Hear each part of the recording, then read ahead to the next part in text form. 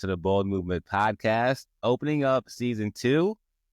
My actually high school coach, one of my best friends' fathers, a pivotal person in my life, Mr. Dean Swink, is on this morning. We're going to talk about some pivotal people in both of our lives. We're going to talk about the roles of a man, and we're going to try to bridge some gaps for some young men out there.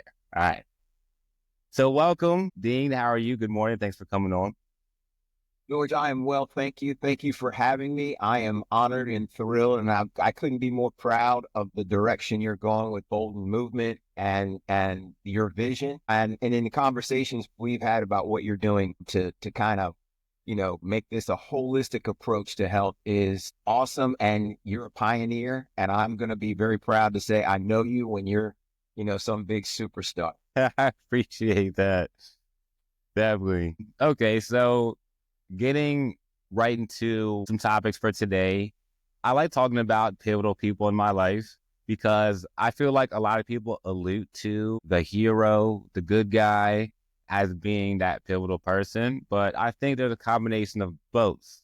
Okay. See, I had this conversation with my dad because he was a very intense individual, and he shared with me that when he came back from Germany, when he was in the army, he had to learn how to laugh again and how to smile again because it was so serious over there when people are coming from, they're trying to come from East Germany to Berlin. They're getting shot like right in front of them.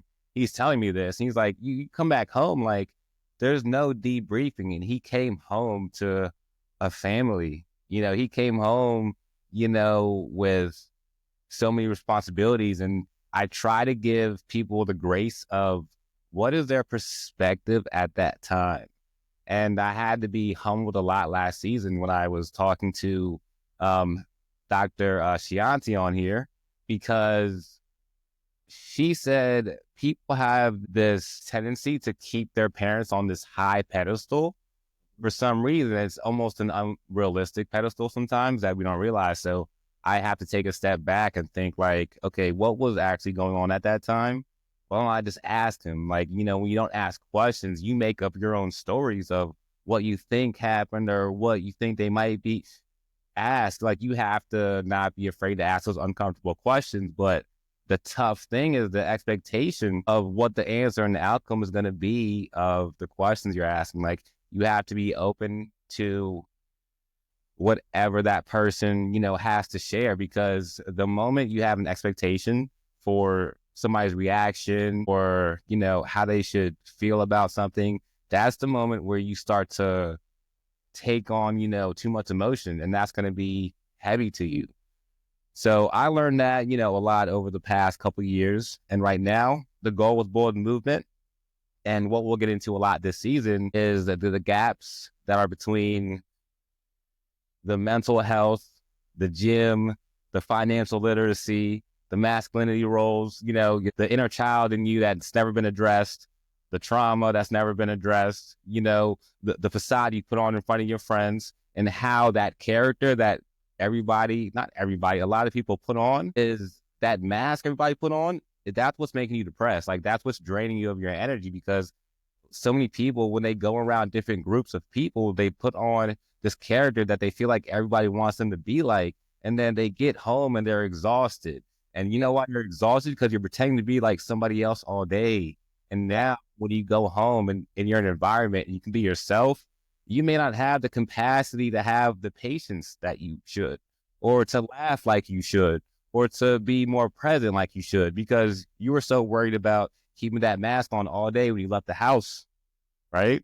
So these are all breakthroughs that, just personally, I share about me and my life. If you can relate to them, that's great. But if not, I'm not trying to make anything sound like this is like the elixir to life. I'm just Right. nice, right? Just like anything, it's a journey, and and our journey it's for it to be successful, in my opinion, it requires work. Anything, so you have to take a hard look, and you have Right. to maybe ask people outside of yourself so that they can tell you, because there's things that we all do that we are unaware that we do, or the people that we are impacting through our behavior they are seeing it through a different lens than we are, maybe intending it or projecting it. However, it's real because that's how they perceive it. Right. You hear things, you're like, I don't, well, you didn't intend to do that, but that's Hmm. what the outcome was. And so I totally, like, when you were sitting there saying that you put on a mask, I can't imagine a day in my life where I don't put on a mask at some point. At some point, right? Whether you're at your job or you have to be, You know, you're dealing with a salesperson or yep, whatever, something. And I couldn't put it as succinctly as you just did it because I just recently retired, which I think from football coaching, which it was a passion and I loved it. right, But it's just because, like, I had to be this guy and always be on top of all these kids and everything. And it made me come home and be not available for hmm, my family needed and that my parents need, that my right, in need. And I felt like I wasn't doing a good job to the kids because I was holding back to try to save some stuff so I would have juice for outside. And then I wasn't present, right, the family and stuff like that. So I was ineffective in every way of being the head coach. I had to have all the answers. I had to be right. the strong guy. And I'm like, what about, like, the kids are down because we lost a big game? You got to pump them up. I said, well, what about me? Who's pumping me? I'm down. Yeah, yeah, And I agree that that's a role of the coach. I don't think it's unfair. However, it's exhausting, like you said, yeah, ineffective in other areas of your life. And that was weighing tremendously on me because I'm much older than you guys. But as you get closer to what is ultimately the end, you start reflecting, like, if I were to be gone right now, what impact did I have? What could I do differently? And, right. well, what would my family say about me? And I'm not so sure my family would have real super positive things to say because I don't think I have been the husband, father, son, brother, whatever. I mean, I think they would definitely have things to say, not to cut you off, but I don't want you to go down that rabbit hole. But you know, you have to always take a step back. I learned, so it's like I wonder, because people don't think about how the coach feels when they lose a game. It's all about the players, the star player. They ask star player what happened, and it's like, what does it feel like as a coach to constantly go through the emotional up and down? Like, what makes you stay in that, like, year after year? Is it always like that hope of, like, this is going to be a year that's always going to be just up and up? Or do you know it's going to be up and down all year and you just want that roller coaster? You're just ready for that roller coaster. No, I think for me anyway, I've always been optimistic. Work their butts off. They're better. They're more experienced, like, whatever. And so you're optimistic that you're gonna do well. But the highs are extremely high, but they're very short lived. And the lows are devastating and they last for seeming like Yeah. it's like kind of like manic depressive, although the manic phase is very short lived. You feel invincible, you feel great, and the whole world is brighter. Everybody, Right. and then the next week you lose, and that entire week just feels like a month, Hmm. and it's so low and so dark. But you have to be positive to get them back in the right mindset to train. That's Yeah. difficult to do. So where do you get that? Where do you get the capacity to pour into that many kids year after year? Like, you're pouring in, you're pouring in, you're pouring in. I think it's because you feel what you're doing matters or it makes a difference, and not necessarily in winning and losing, but in preparing young men for overcoming adversity or dealing with disappointment. How do you respond? Because it's not about what we've gone through or what we face. It's about our reaction to it. And that's all we can control. We can't control our circumstances, the things that happen. Right. We always have a choice in our response. And so I always attacked it. I tried to always attack it, like, take my emotion out of it. My emotion doesn't count. Mhm. This signpost, this role model, if you will, for how they need to attack this week. It's hard to do because you're still down. You're upset. You're hurt. You're Yeah.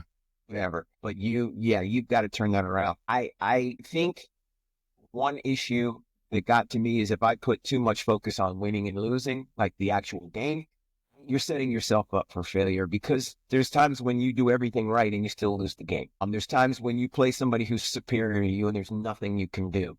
they're just physically better than you and they're going to win the game.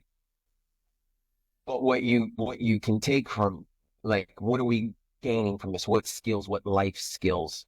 And that's, if you focus on that, I think you have a greater chance of being successful in teaching those skills to you do great things for 20 years and have a losing season. Maybe it's something. Like, look at Mike Tomlin in Pittsburgh. Yeah, trying to get rid of him, aren't they? Every year he makes the playoffs. Cleveland, was it? I think it was Cleveland. Cleveland hasn't made the playoffs in 14 years. This guy's been in the playoffs every year. And they're like, Every year. oh, we need to move on.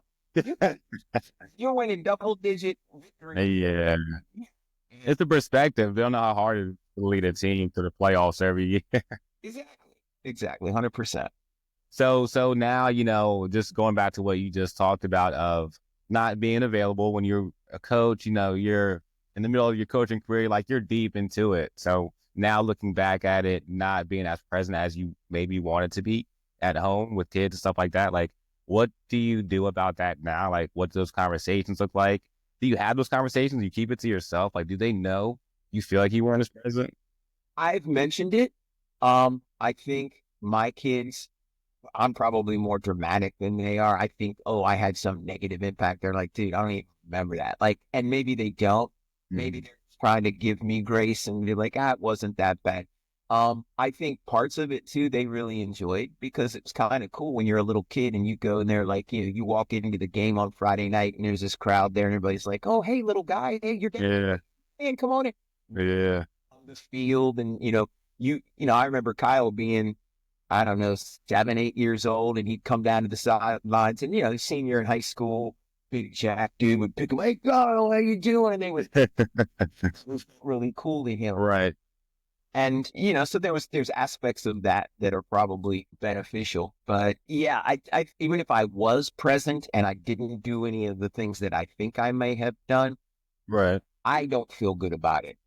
Why? Like, where does that come from? Is it something like that was like done to you? Is it something you're trying to fill? Like, Maybe. I don't know. I do know that this past season, I went to 5 funerals during the season, and several were very, very tough. And it just really started me thinking that my parents are getting to this age where their time is limited. And my mom is going through some health things and she needs some assistance. She's a very strong, proud woman, would not ask for help. You're in season. Don't worry. I'll get a ride to my appointment. You don't have, I'm good. And a lot fell on other people. And I felt guilty that, like, I'm her son. I should be doing this. And I don't ever want my mom to think that football was more important than helping her. And I don't want my family to feel it no matter what. And I know in the season they'd be like, "Dad's busy. Don't mess with him, right? Don't mess with him because he's focused on that." have you actually said those words to them though? Like, you don't want them to feel like that, like to your mom? Have you actually said that to her? When I finally resigned, and she was like, "Oh, okay, cool. Like, are you just done? Why?" And I said, "No. Part of the reason is I want to be available for you. I want you to start asking me for help. I want to take you to these appointments. I want to be there for you, and I don't want you to ever feel that you're burdening me. It's a role that I relish, and you did for me, and it's kind of the circle of life, right? Right.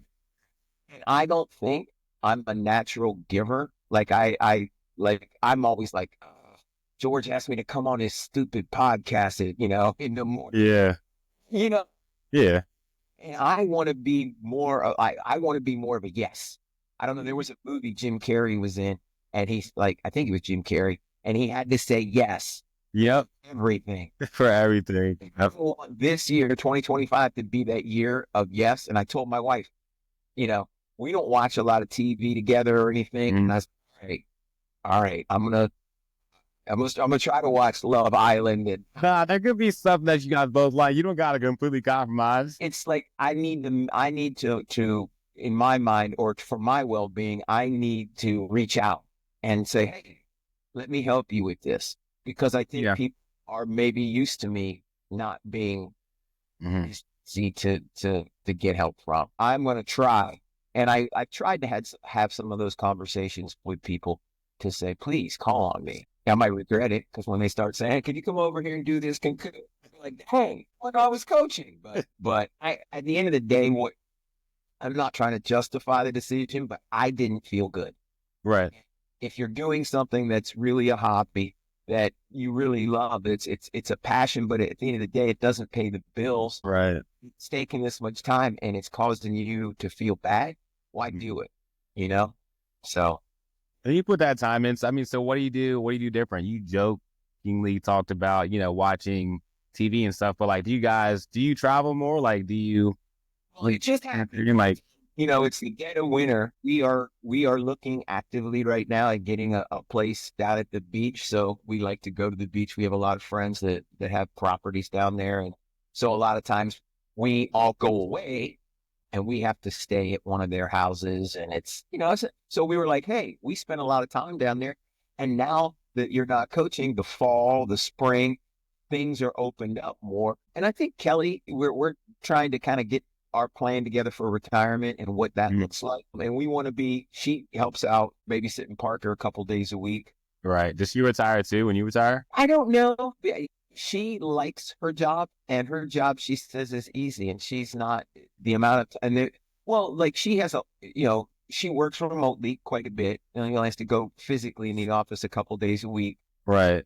And, and I think she feels like she can run circles around some of the people that she works with, and Yeah. it's not difficult. Yeah. So she can keep going. Yeah. She's like, I'm not stressed. If I was waking up every day stressed out, okay, what do I need to do to get out of this? But she goes, I'm good. I'm good for now. And Yeah. she knows I have another year. She could actually retire now, but she's like, it's not hard. She goes, Yeah. kind of like the lifestyle that we have. So I'm good for now. Yeah. That's definitely a good thing. Yeah. So like an exercise I'll do with like my male clients that I think is worth bringing up is think of 2 things that you can do for 10 minutes a day that are just for you, that just by yourself, whether it's just sitting there with that cup of coffee for 10 minutes without any phones and electronics on. It's, whatever that thing is for you. I think it's definitely important to take your mind all the way off of the hard life stuff and do something that's, maybe it's crafty or it's a task or it's fun, but to get your mind all the way off. Even one of the recommendations I had for somebody was to watch a comedy, at least twice a week. And this was great for their mental health in the wintertime, because I know for a fact that people have this seasonal depression. And it's like, because you can't go outside and do stuff. But when you're inside, I need you to laugh as much as possible.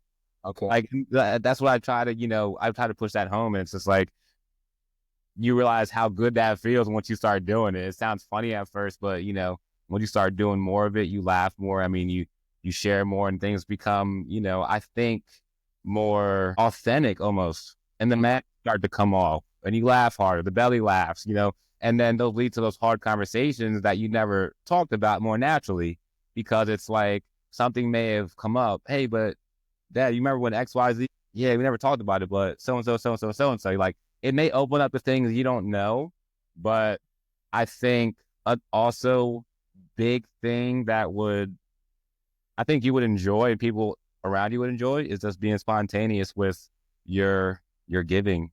If people don't expect you to be a giver and you're not naturally one, what if you spontaneously do something nice that's not a holiday, it's not a birthday, it's not none of that. All the stuff that they don't expect it, because you can always fill in those gaps. Like all those years you wanted to be present and you think, oh, I should have did more of this. Like, you can still do that now. It just looks different. It's not a water gun now. It's a, it's a paintball gun. It's we're going to go do this. Like, you can still do those things, but, don't let everybody know you're playing. Just, hey, come with me today. We're going to go X, Y, Z. Oh, really? Cool. Like, you love that. That's. No, honestly, and it's not something that I ever would have thought about, but I was just thinking about things I could do, and it automatically made me feel good. Just doing these. Yeah, and that's a good thing.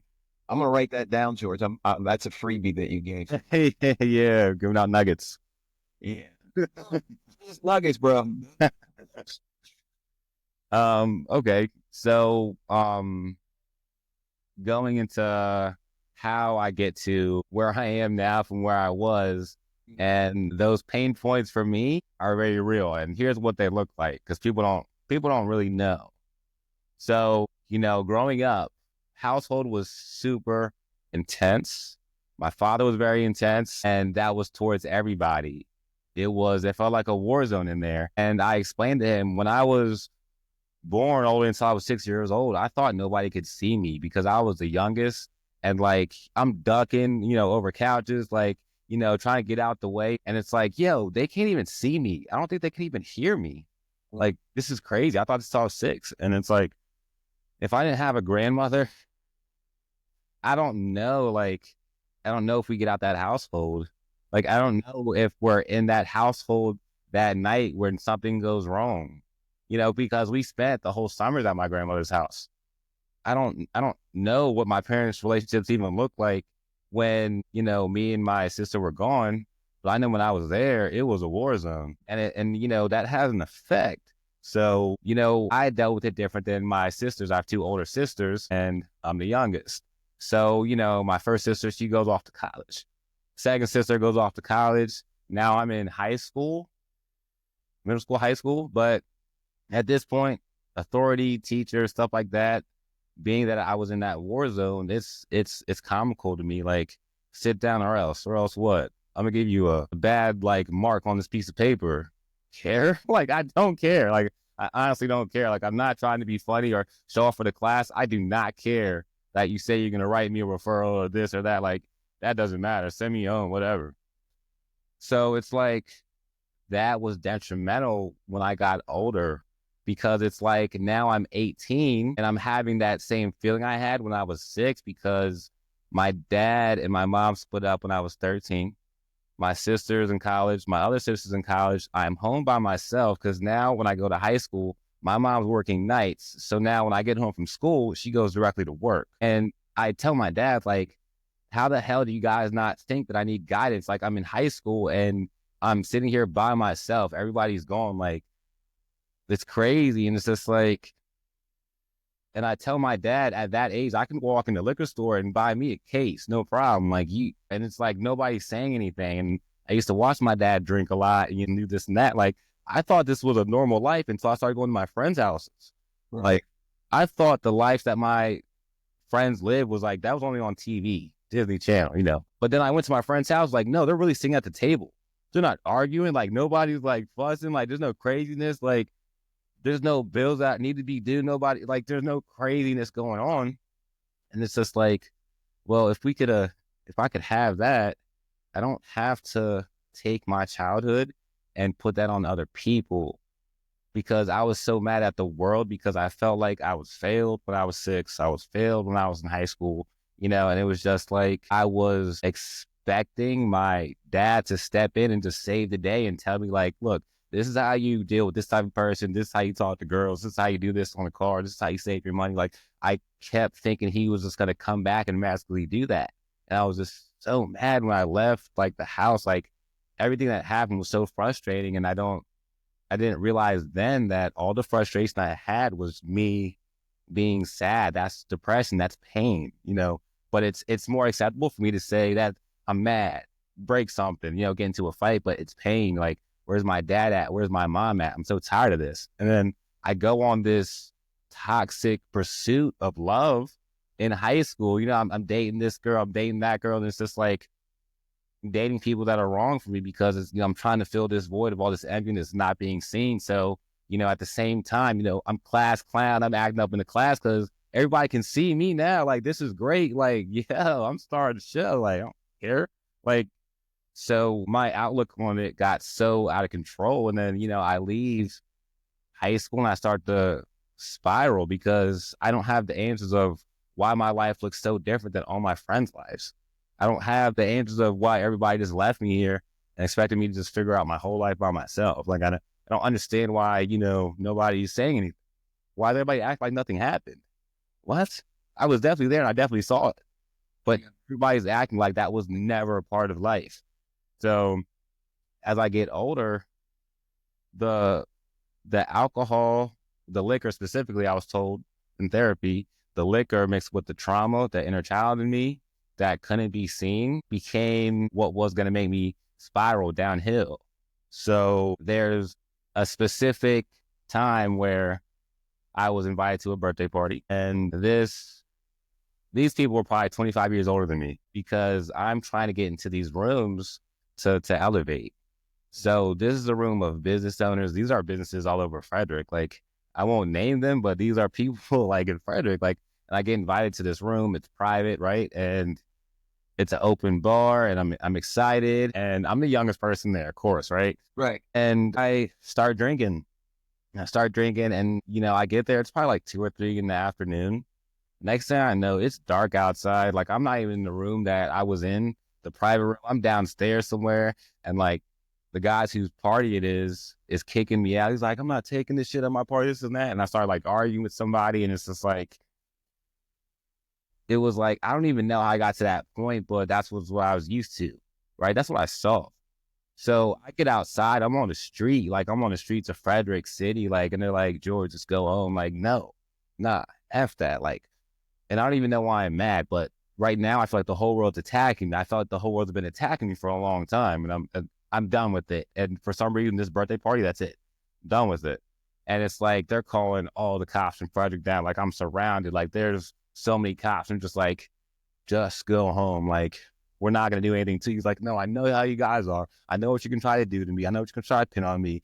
Get away from me." I'm cussing the cops out, like, right to their face. Like, they're all over me, but I don't care because I felt the way I grew up was more intense, and I was tired of not being heard. You have to bring the whole city out here to hear me because I'm tired of being invisible, and it's just like you start getting in trouble. Now I'm in trouble, and it got to a point where it was like, you couldn't tell me anything because I started running this business and I started making money, and you couldn't tell me anything because, I'm making money. I'm partying like a rock star though, because everything is a celebration because, the LLC went through celebration. This deal went through celebration. That deal went through celebration. I just got this went through celebration. And it started to be celebrations with drinks every night. And it was like, I was partying like a rock star, but it was like, I wasn't going to be able to sustain that, and it got to a point where, unfortunately, I was sent away, and I was sent away for a number of years. And what that does is that makes me think more vividly about my life and who I am. And what I had to do at that time was set very hard lines and boundaries because, it's a whole different world where I was, right?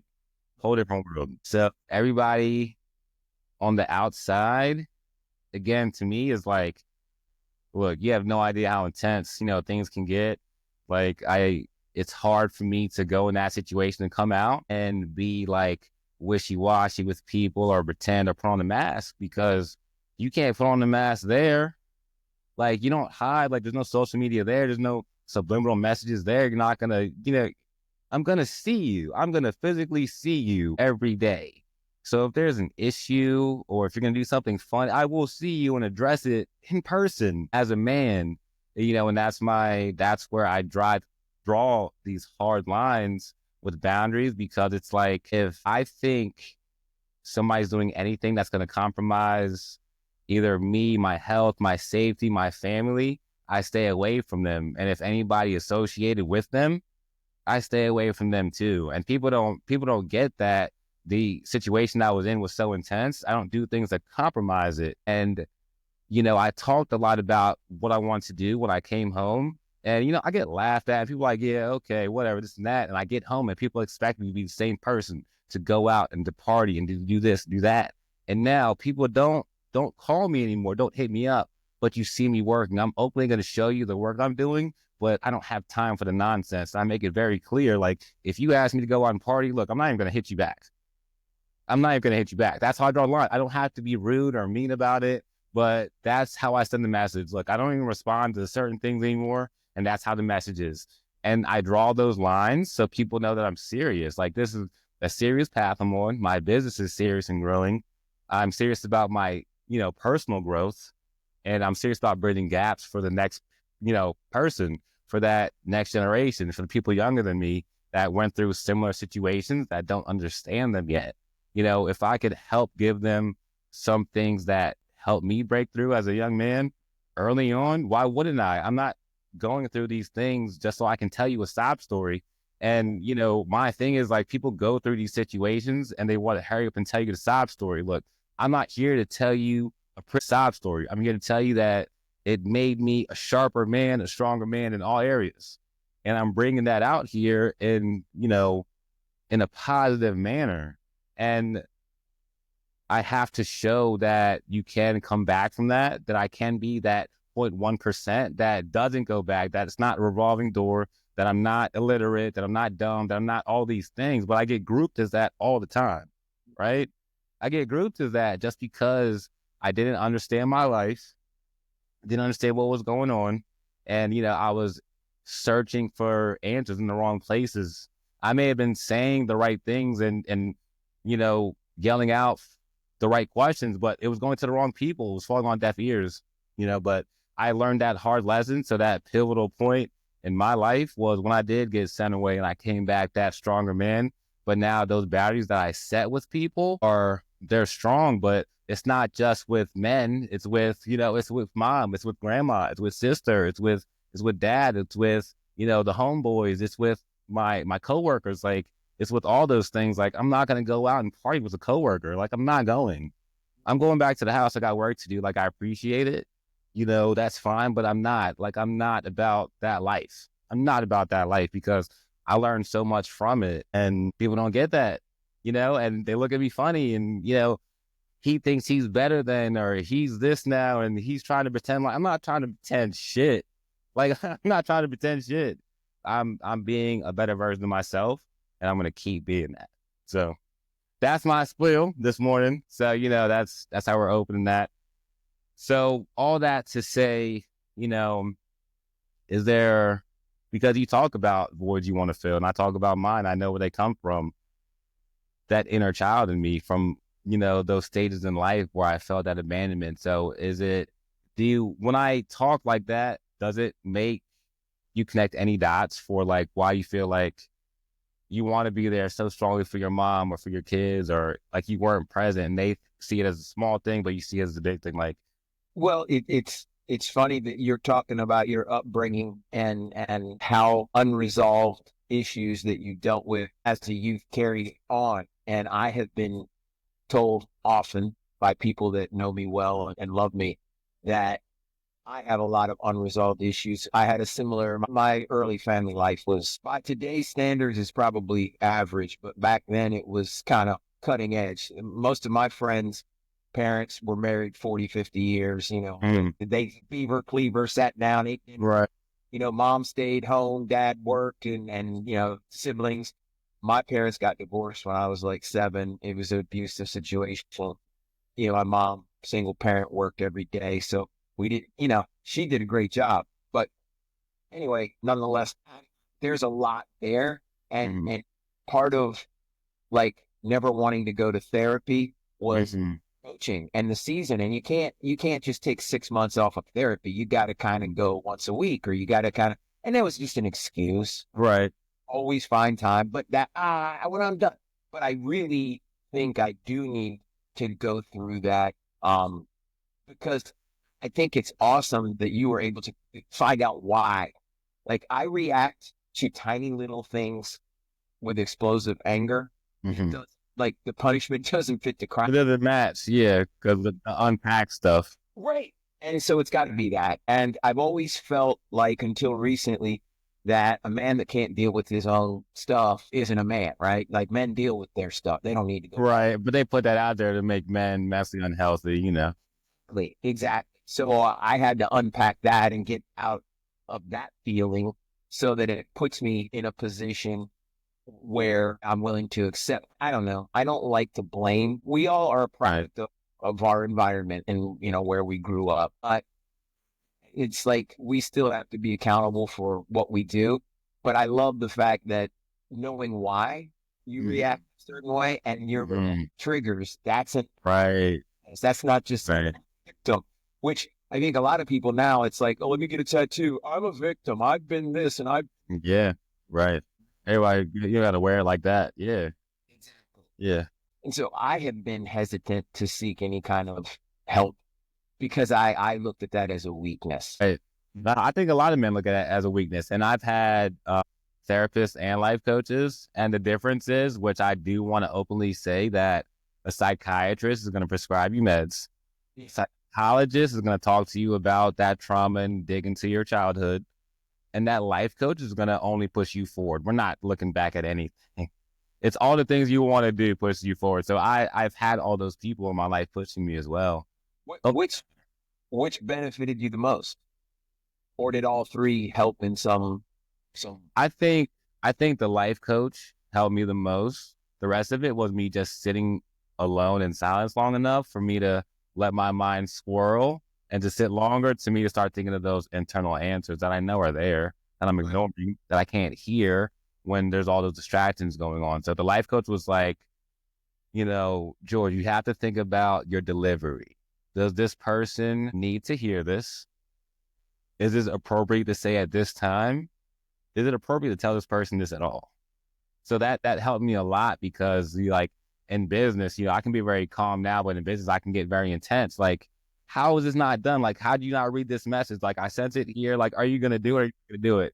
I'll just do it myself if you're not. And they're like, calm down. Like, calm down what? Because this is why I want to do, like when I get to the where it's like, so I have to.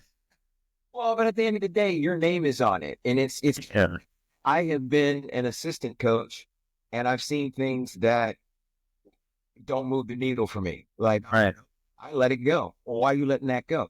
Because it's not my program. That's George. We're under George. And Right. George, that happened. I'm not falling on that sword for George. Right.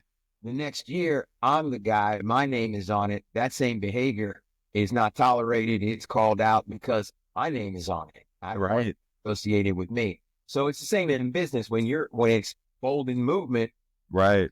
And something is not getting done that you expect it to get done. Hey, no, because it's not Billy Smith who's working for me. Right. Me.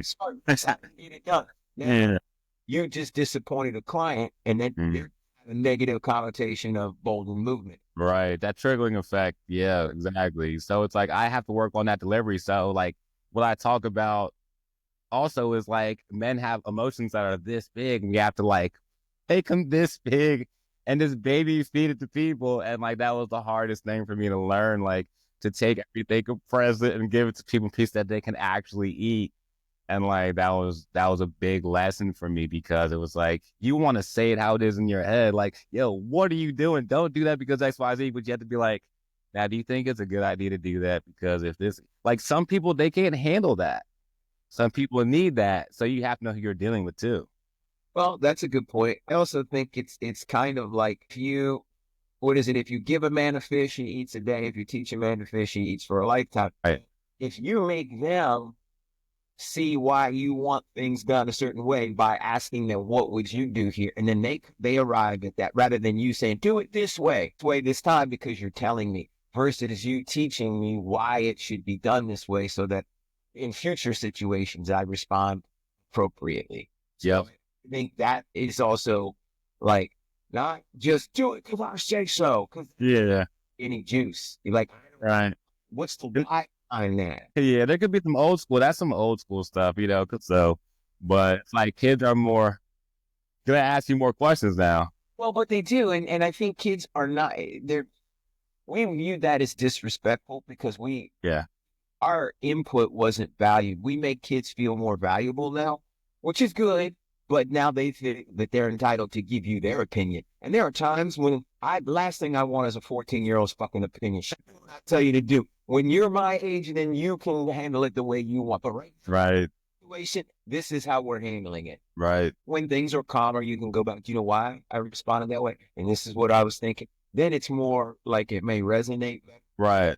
No one wants to be told what to do without knowing why they are doing it. Yeah, because then it feels like you're dictating versus leading. Right. Great analogy. Right.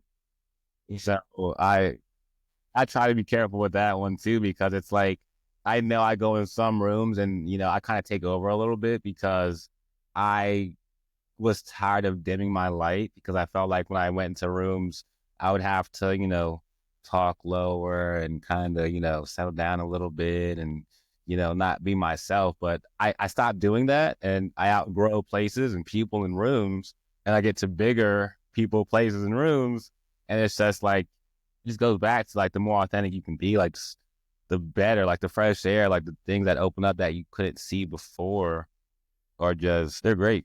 I just I have to bring that up.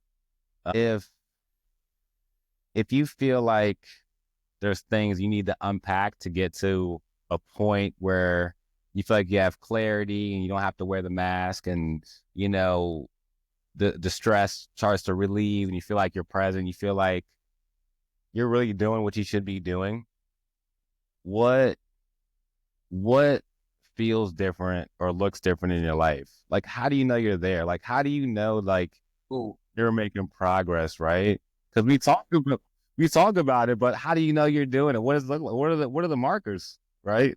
well, see, that's probably why you need a therapist. Yeah. All right. So I got right up to that wall to where I can take as far as I can take it. Well, man, but I don't think there ever is a limit. I Right. think potential is limitless. Now, what you have to be good with is wherever you feel good with, right? Like this is as far I'm good. I don't need to do more. Or if I want to do more. I don't know. What I'm looking for is just joy, right? Like you just wake up and you're happy. I tend to look at the negative, and I've started to shift my thinking. I was always preparing for the what ifs.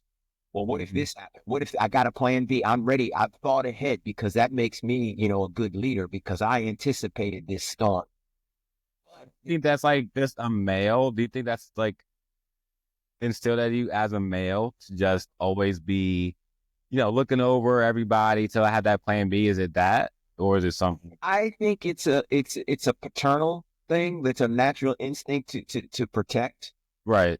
I think that is more prevalent in the male species by nature because we were supposed to be the provider, the protector, or that kind of stuff. Right. But I think society has changed so much, and there's so many single moms out there that they've had to take on that role. So it's becoming more of a bear. Not that mama bear, like you mess with her cub, she's gonna f you up. Oh yeah. Right. Right. It's been there, and they always want what's best for their kids, and they don't want their kids to hurt. That's a different animal than what I'm talking about. What I'm talking about is be prepared because the worst is coming. You know what? Whatever comes, to me, in my mind, it was meant to happen, and I'm built for this You can handle it. Yeah. because my creator gave me, the skills, and he's not going to put more on me than I'm capable of. Now, I may not realize that I'm capable, but he's Right. and Definitely. I have felt in the last 3 or 4 weeks because I've really been focusing on, like Jaden Daniels has been very. Here's why, because when you hear you're not nervous, you don't seem flustered. He's like, it's a game. And he goes, God has a plan for me. I just execute, and whatever happens is what he wanted for me. There's no stress. And I started, Yeah. that shit is deep, man. Even at that level, yeah. But he's what, 21, 22 years old? Yeah. Dude, that's deep. Yeah. Yeah. Because I have spent so much time worried about the what ifs. And every time somebody goes, hey, we're going to do this. Yeah, but if we do that, that could happen Right. in that. Right. And hey, I'm moving in this direction. If it doesn't work out, that's fine. No stress. I give my stress and my worry to the creator, and Right. it's what I think is right. And if it's not right, we'll figure it out when we get. Figure it out. Yeah. Enjoy the moment, enjoy the journey. And I've been always, and it's probably part of the way I was raised. Don't enjoy now. Save your money, get to retirement. That's when you can relax and enjoy. Well, so many of us, by the time we get to retirement, we're old, we're beat up, we can't do the things that we had hoped to do or whatever. Right. You can barely move and stuff. So it's like, Your holiday, your break needs to be right now every day. There's something, I agree. and we can't just wait till the summer or winter break or Right. whatever it is. And I have a friend who's like, we got to plan trips. And I'm like, I need something to look forward to. And I'm like, Yeah. you get up tomorrow, man. It's just that one trip. A lot of men they're looking forward to one trip all year, and it's sad. Yeah. One. Well, then we started going, like, just taking a trip, it doesn't need to be it can be a 2-hour luncheon. Yeah, you can do something locally. Well, my father has this group of guys, and once a month they go to lunch, and they go from noon to 2, and they go, Yeah. and each month it's somebody else's turn to plan it and organize it and make the reservation Okay. so he said that they go to like I go to restaurants now that I wouldn't go to because I wouldn't think of going there, but my buddy, you know, and it gives them like something to do and plan and Yeah, it seemed like a really small thing, but it's a big deal. it is. Especially when you're the guy who's the host that month or whatever. Yeah. Um, it's little things like that. And why is that? It's to what you referred to. It's the relationships. As that's the thing about the coaching. Like, I love the game of football. I love the strategy of it. I don't miss that. What I miss is seeing a young man come in as an eighth grader and you're teaching him how to use the weight room and how to work out Right. for his body, and then watching him grow, and then you teach him a skill and then he applies it and he ends up being successful at it or whatever that means. But that's it. And now you have this relationship with them for the rest of their lives. Like, you may not see them for 20 years, but they know who you are. You know who they are. Yeah. You have this common thing. And like, if you're an accountant, you might make billions of dollars, doing the books for some company. Yes. The CEO doesn't remember who did his books and Right. the CEO, and because you didn't have that personal relationship. So that's the thing that I think I will miss the most, and that's what I'm the most fortunate, and that's why I'm passionate about that, and that's what made my heart feel good when you said like it's about relationships. I'm like, yeah, no duh, like anything starts Right. simple things we all Yeah. Yeah. like what's awesome. I had a bunch of kids reluctant learners, and these teachers said, well, I can't get them to do anything. So I said, well, let me try. And I, just on a whim. So I just started asking them about them. Mhm. What's your favorite food? What do you do for fun? Where do you hang out? Right. And they just start talking about them. And I didn't have script. I didn't have, but they would say, Right. I play Oculus. Oculus, oh, it's Yeah. reality. Virtual, tell me about this. And so they would go, Right. next thing you know, we're talking like we're old friends for 20 years. Right. And I'm like, hey, man, so tell me why, you're struggling with school. Well, okay. So tell me things that Yeah. you do that you like and don't. So then and it was amazing to me when you build that relationship, even for 5 minutes, Yeah. they feel more comfortable telling you. Because before, like you said, you put this mask on, I'm tough. Right. Right. What you say, I'm not, Right. it makes me do it. They're wearing that, and you Yeah.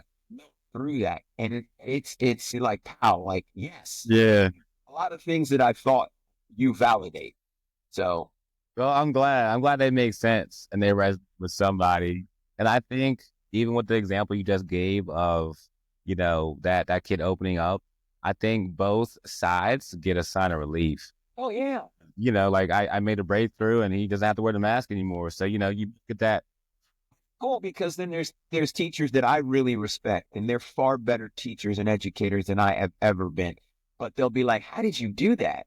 And I'm like, you know what? You know the content, you know how, but you don't have those like you said, the guy that's at the gym and knows all about lifting and what to eat and everything. He's swollen, blah, blah, blah. Yeah. He's got no interpersonal. He can't have a Mhm. conversation, Right. you know?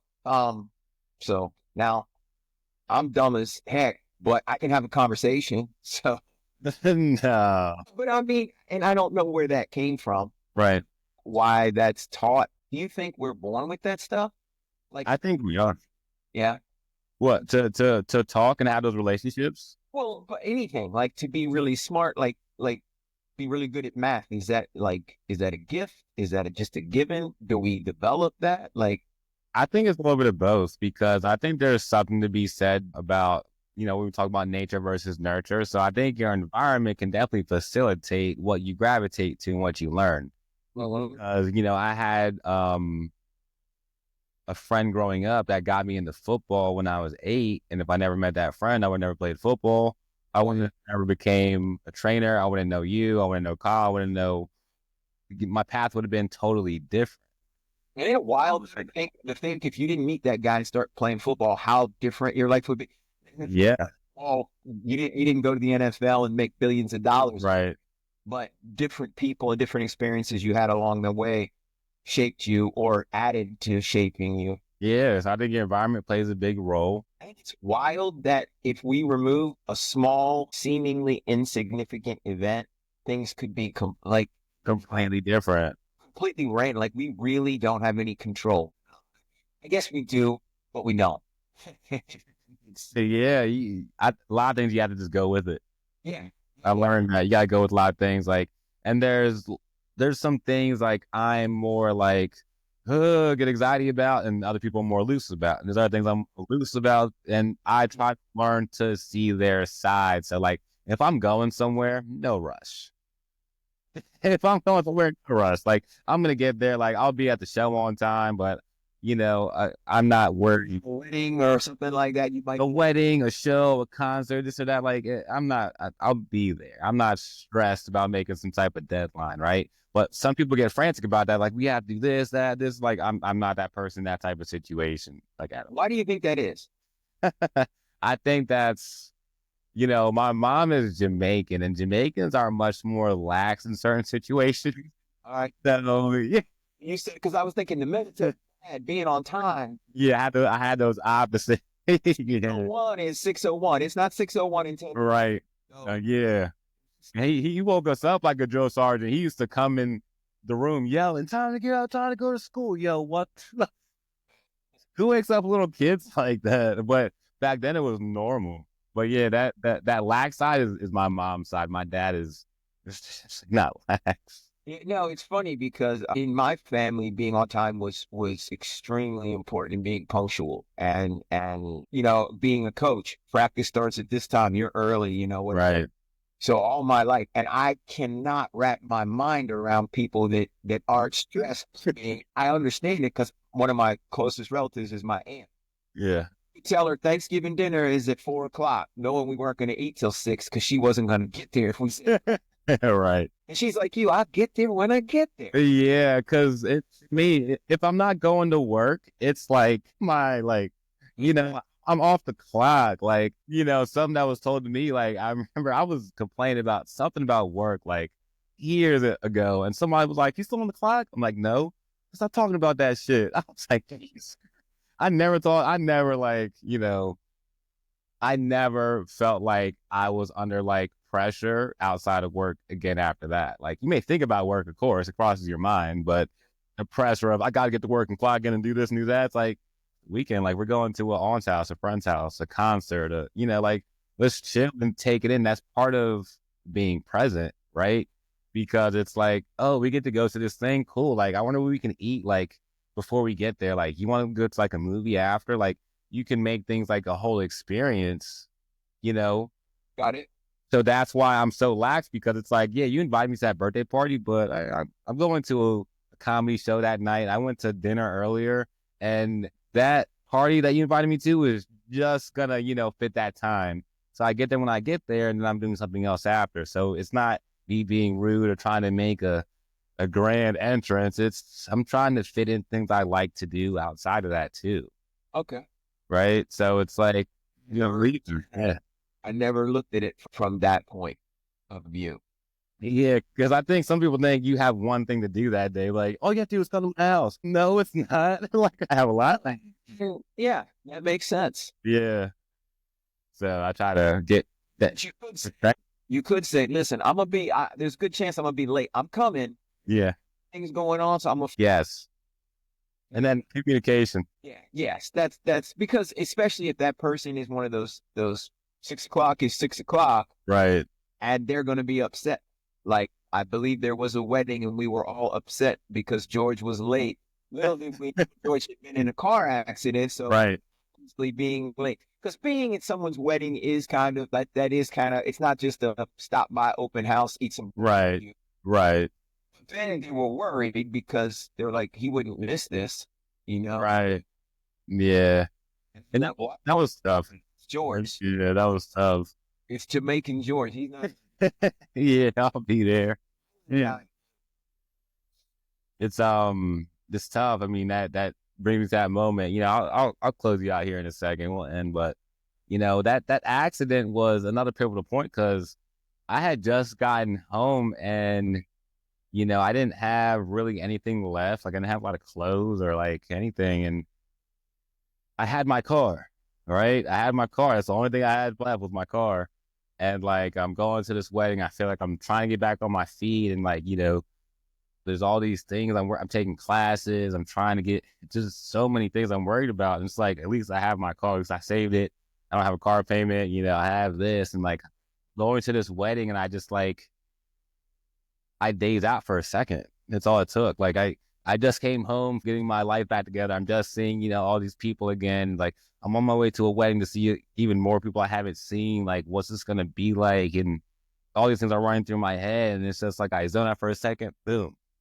Like I got hit so hard and I hit my head so hard. I was like, oh my God, like the car, I hope it stops spinning because like I got hit from the side and the car is spinning and the airbags are on my side so I can't see. Like I'm like, hope nothing else fucking hits me because I can't tell where I am. The car is spinning and then I can finally like see a little bit through the windshield and I try to hit the brake, but my legs fucking hurt. My knees hurt so bad from hitting everything. I hit the gas instead of the brake and then I go to a truck. I go head on into a truck. So it's like, I thought I learned the lessons I needed to learn, but it was like not quite. Like you still need a little like take a step back because it's just like, and maybe you weren't going to be as careful as you should have been that night. Maybe maybe you would have said or done something that may not have been the best, being that you're just introducing yourself back to society again. Maybe you have a moment of anxiety because of where you just at and all these people are here and you freak out. Like, I don't know why it was that, but it was dramatic enough for me to be like, why did I get stopped so hard? I mean, I got stopped so hard from coming, but like, what is that about? And it's just like, I keep these boundaries because there's certain situations at hand that if I go around certain people, that could compromise me and I have a lot to lose. It's unfortunate that I went through all that and people act like it didn't happen, but it's because they weren't there. And I got to think about it every day. Every decision I make, every move I make, everything I say, everybody I hang out with, I think about that situation every day. And could that compromise that? And it's just like, yeah, there's some people there that could compromise that. There's some people that I do feel that way about. And, I express this, but it's like, I can't explain this shit to everybody. No. Like if you don't understand, it's not for you to understand. Sure. So it's like, well, it's also not your job to explain yourself. Right. Like Right. you feel compelled to do so, great, but you don't owe anybody an explanation. Right. And It's right for you and yeah. whatever their reaction is, if they have your best interest at heart, they're gonna understand. Right. So like even like after that whole situation, it's like, like I'm gonna just focus on work. I'm gonna focus on like my personal growth, myself, help. Because if I don't pull myself out of this shit, I'm not gonna help anybody do anything. So I spent a lot of time with myself, trying to work on myself and, reading like a book that I read recently was Power Shift by Damon John, one of the people on Shark Tank. He made Fubu. And one of the exercises he gives in the book is to write your obituary. Oh, wow. I've heard that. Right. To write your obituary. So it's like, what do people really think about you? Like, what do you want them to think? And they're like, even if nobody reads it, just that exercise. But like you said, all the material stuff is gone, those relationships and stuff like that. Like I want, my son to say we had a deep relationship. I want my, wife to say this and that. Like, the things that you want, I think writing them down also makes them real as well. Because if they're real in your mind, then you can start to even subconsciously act more on it. Yeah. So, and that's why they tell you too, like write your goals and then tape them to the mirror where you brush your teeth every morning. So the first thing you see or next to your bed or whatever. Right.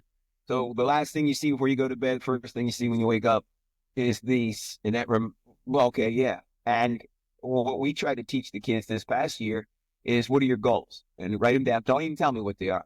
And they can be individual, team. I want to win a state title. I want to be all state. I want to get a scholarship, whatever it is. And then every day, at the end of the day, reflect on your day and say, did my behavior push me towards achieving these goals or did it detract from me achieving these goals. So you don't have to say, well, coach doesn't know how to do this and he's not helping me get recruited. What are you doing?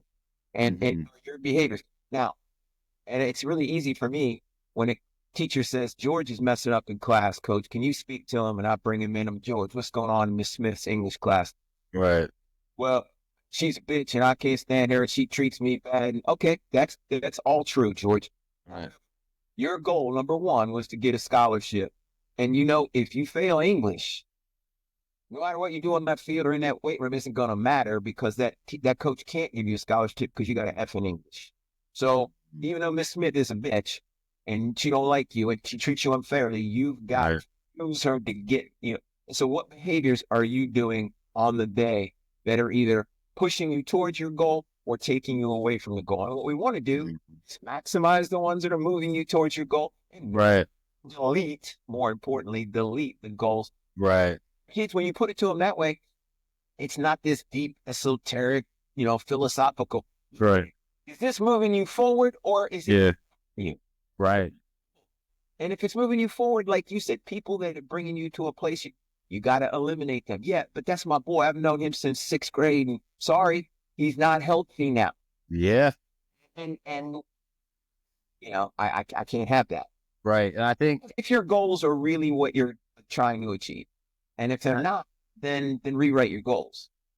I think it's easier said than done to delete because it's like a lot of people, and this has layers to it. I'm not going to get too deep into it, but people hold on to what was. You hold on to that relationship you had with your homeboy when you were 13. You hold on to the relationship you used to have with that girl that, you know, was this many years ago, and your siblings. You keep holding on to what was. Like, people chase the feeling of their first high, their first drink, like all that feeling of like what was is not coming back. And I think that's what messes people up because things look different as time changes. But as time changes, people want things to be the same like they were. And it's like, no, they're going to look different. You have to pivot with it. If you don't go with it, like, you're going to get left behind. You'll be by yourself. So it's like people would rather hold on to these relationships and have these masks and have these friends because they've been friends for so many years, but it pulls them down. But they rather be pulled down than say, I don't have that lifelong friend anymore. I don't have that friend for 20 years. Like, nobody's going to ask you, how long you known all your friends? Like, nobody asks you shit like that. You have to think about, okay, that was cool when I was 16, when I was 25, when I was this, when I was that. But this new chapter I'm in, that circle looks different. But people want to hold on to it. They want to hold on to those fun times because it goes back to those stories, those memories, those relationships with those people. They were fun. Like, you enjoyed that time of your life, but it's not coming back. You have to just take that in your memory bank and keep growing. But people want to keep those nights aren't coming back. You know, that's just my take on it. I could be sad. Oh, it's, you know, I've had friends that were a lot of fun to go out with, and they would get blackout drunk and they would do silly stuff, and we would all tell stories about it for years to come. And they drinking because they didn't like who they were. It was bad. They didn't. They got it. And people would, you know, man, I don't like hanging out with him. He and drink again. And he was like, oh, so you want me to kill myself and get in legal trouble and do all that for your entertainment. For your entertainment. And you're like, oh, wow, that sounds like I feel terrible now. Like, yeah. And they're like, yeah. And I've heard people say, oh, I don't like hanging out. He's not as much fun as he used to be. Well, he was wearing a mask by drinking, you know, whatever. And like you're saying, but that was good for me. I had fun with that. Yeah. But you didn't consequences that he had. And his life looked different when he was going through that. And, you know, if you're okay with me being the sober version of myself, then I can still be friends with you. But if you're going to be pushing me and all you have in common is me being drunk, then that can't go on anymore. Yeah. And it unfortunately happens. It happens. Yeah. But when you think about it from a selfish perspective, I'm pushing this on George so I can feel good. You know, this is George or whoever. So, yeah, I get it. No, You know, they say don't judge a book by its cover. I hope people don't judge George by his cover. You're a deep dude, man.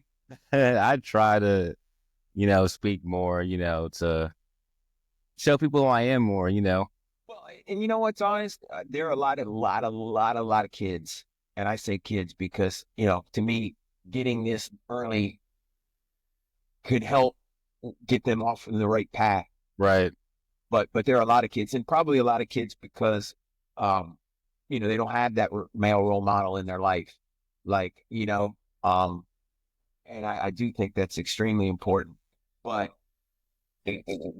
like, I don't know, you do a great job of making it cool to think about. Yeah, right. Like that's the thing. Try to make, and it's like I get nervous. Some nerdy doctor that, well, did your dad yell at you? Like, no, dude. Like, No, I wouldn't do it like no, no. So I think your medicine they would want to take because you can present it in a way they can relate to. And we have so many fake gangsters and fake tough guys and all that yeah, out there that, you know, that are either really gone, like they're in prison for life for triple murder. Okay, well, not a lot of help yeah, that's different. through things that could be like you're speaking from a position of experience, Right. not because you studied a course in college or Yeah, exactly. And like the biggest message, I have to get it down like structure, but the biggest message is like people don't realize like this isn't just your consequence. You're not gonna just be hurt. The number one person you're gonna hurt is gonna be your mother, your grandmother, and any sister or anything that you have, because the only people you can depend on in that situation is gonna be your mother, your grandmother, or your sister. So if you want them to cry and be hurt, and you could possibly lose your grandmother while you're locked away, if you want to go through that, like if I could push that to those kids, I just have to articulate it in a way where it's like, this is how serious it can get. Yeah. But I'm nervous to be on that stage still. Even though I talk on here, I'm nervous to be on that stage.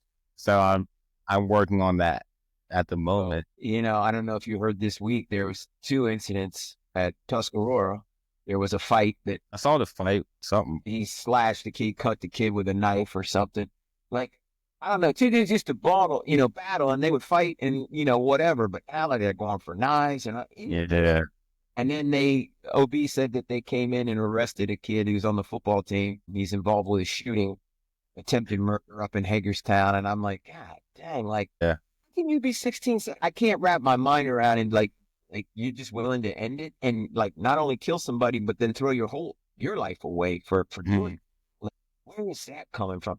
And I don't know, man. It blows my mind. Well, people think you get like some type of street credit for being locked up, but you don't. People forget about you. Like you're under the earth. Like you're out of society. Like you don't get street credit for it. Like now you have this jacket that's going to follow you throughout your life and hinder you. And what happens to a lot of these young dudes is they're trying to impress the older guys. So the older guys send them out on these, on these missions to do these things, and they teach them things like that, like to slice somebody's face. Like that's not something like normal kids learn. Somebody taught him, right? So it's like,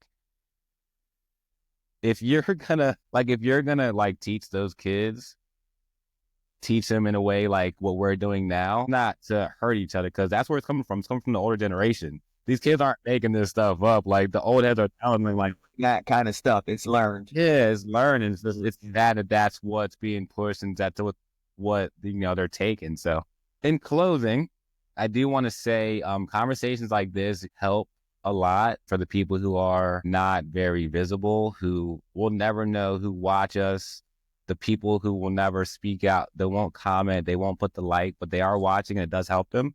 So I do want to take a second to help those people who are silently motivated, by anything we talk about. And I thank you for your support, even if you are silently just watching these videos or you don't want to be, visual, that's fine. But slowly, I want you to think about applying the things we talked about today in your lives too.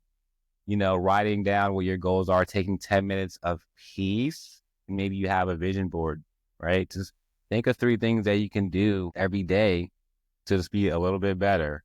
Because what we all really need at the end of the day is our peace back. A lot of us don't have our peace, right? So all things we talk about, we want to be in a state of peace. We want to wake up and be happy, right? So to get there, we have to talk about these things that are a little bit tougher, but it's okay. We can get through them.